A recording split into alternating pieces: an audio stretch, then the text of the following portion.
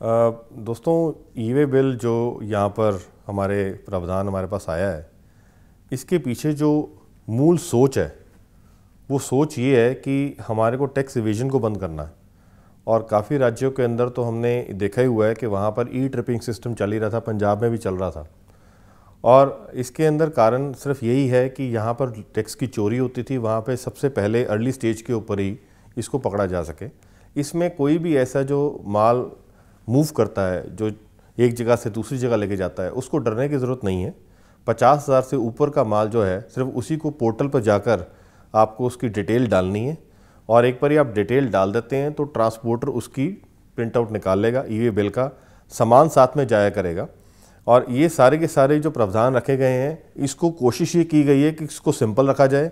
यहाँ पर इसमें ये भी प्रावधान है कि आप SMS के द्वारा भी अपना ई वे बिल जनरेट कर सकते हैं, और पोर्टल के द्वारा इंफॉर्मेशन टेक्नोलॉजी आने के बाद ये सारी सुविधाएं तो हम इस्तेमाल कर ही रहे हैं। तो ई वे बिल मुझे लगता है कि इतना बड़ा कोई दिक्कत परेशानी नहीं होगी। इसमें जो सही काम करने वाले लोग हैं उनको तो कतई भी डरने की ज़रूरत नहीं है। और हाँ, डेफिनेटली अगर कुछ लोग जो 2 नंबर का काम करते हैं उनके लिए कुछ चिंता का विषय तो है ही है। GST का जो एक्ट आया है, इसके अंदर सेक्शन 140 ऑनवर्ड्स, इसके आगे से सारी ट्रांजिशनल प्रोविजंस दी गई हैं और स्टॉक के बारे में विस्तार पूर्वक बताया गया है। पहली बात तो मैं थोड़ा सा ये आपको क्लियर कर दूंगा कि अगर आप बैट के डीलर हैं और अगर आप रिटर्न भर रहे हैं, तो उस केस के अंदर आपको ये चिंता करने की ज़रूरत नहीं है कि आपके पास स्टॉक कितना है और किताबों में स्टॉक कितना है। जो आपकी वैट के रिटर्न के अंदर इनपुट टैक्स क्रेडिट आ रहा है, वो ऐसे के ऐसे ही आपका अपनी GST के अंदर ओपनिंग बैलेंस बन जाएगा। अगर वैट है तो SGST का ओपनिंग बैलेंस बन जाएगा, अगर सेंट्रल एक्साइज है तो CGST का ओपनिंग बैलेंस बन जाएगा। जहाँ तक आपके पास स्टॉक उस आइटम का है जिसके लिए आप रिटर्न नहीं भरते हैं, जैसे आप वैट के डीलर हैं और सेंट्रल एक्साइज के रिटर्न आप नहीं भरते हैं, तब भी चिंता की कोई बात नहीं है।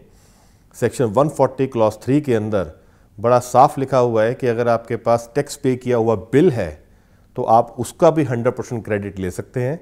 और वैट जहाँ पर आपके पास कई जगह पर दिक्कत परेशानी अगर आती है और अगर आपके पास बिल नहीं है उसका वैट पे किया हुआ या सेंट्रल एक्साइज पे किया हुआ, तो 40% का भी प्रावधान दिया है प्रोवाइजो के अंदर कि आप आउटपुट टैक्स जमा कराएं और 40% टैक्स आपको वापस मिल जाएगा।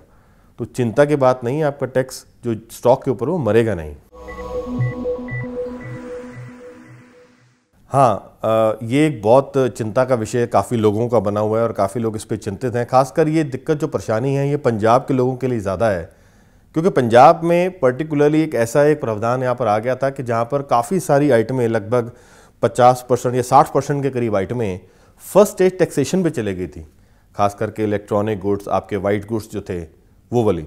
अब इसमें क्या हो रहा था कि सबसे पहले वाला जो डीलर था वो आपको टैक्स लगाकर माल बेचता था, और उसके बाद बाकी जो डीलर्स थे वो इंक्लूसिव ऑफ टैक्स करके उसको बिल आगे चलता रहता था, उस पर टैक्स लिखा नहीं होता था इनवॉइस पे।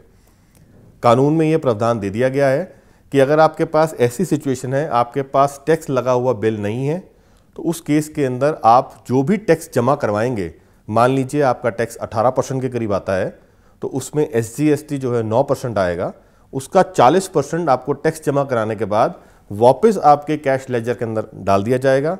और ये सारा का सारा स्टॉक एक बार आप 6 महीने के अंदर अंदर इसको आप ख़त्म कर सकते हैं।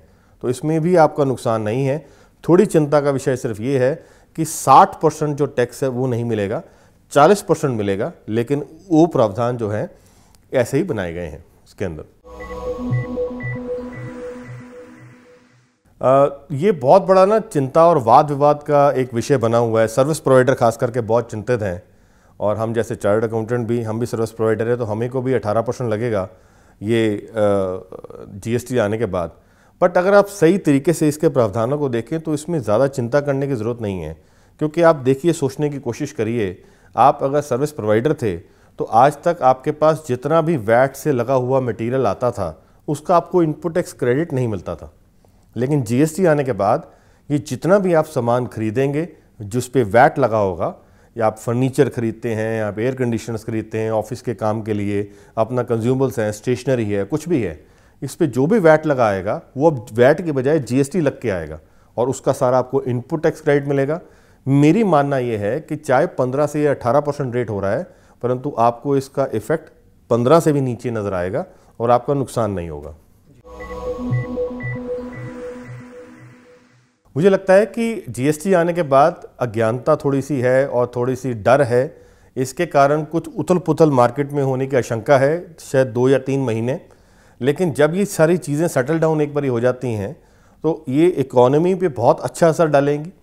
जो चोरी हो रही है टैक्स की वो काफ़ी हद तक बंद हो जाएगी, टैक्स बेस काफ़ी ज़्यादा वाइड हो जाएगा और इसके कारण हमारी इकॉनमी बहुत बढ़ेगी, बिकॉज कंज्यूमर भी जो है वो उसमें खुश रहेगा और परचेजिंग पावर बढ़ जाएगी लोगों की। और इससे मेरे को लगता है इकॉनमी कम से कम, जैसे वो 2% कह रहे हैं कि जीडीपी बढ़ेगी, मेरा मानना है ये 2% से ज़्यादा ही इकॉनमी आगे जाएगी और भारत के लिए बहुत फ़ायदेमंद रहेगी। देखिए, एंड कस्टमर जो है, मुझे लगता है कि जीएसटी आने के बाद उसको तो बहुत खुश होना चाहिए। और क्योंकि जो सारा का सारा जो ये नियम बनाए गए हैं, इसका कारण सिर्फ ये है कि इसके अंदर जो हमारे पास जो अभी के टाइम पे जो कानून है उसमें काफ़ी कमियां थी। जैसे हमारे पास कास्केडिंग इफेक्ट ऑफ टैक्सेस था।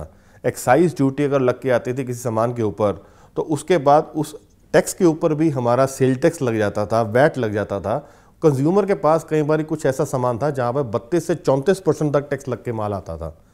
अब इसके ऊपर अपर कैप जो है वो 28% चले गई है।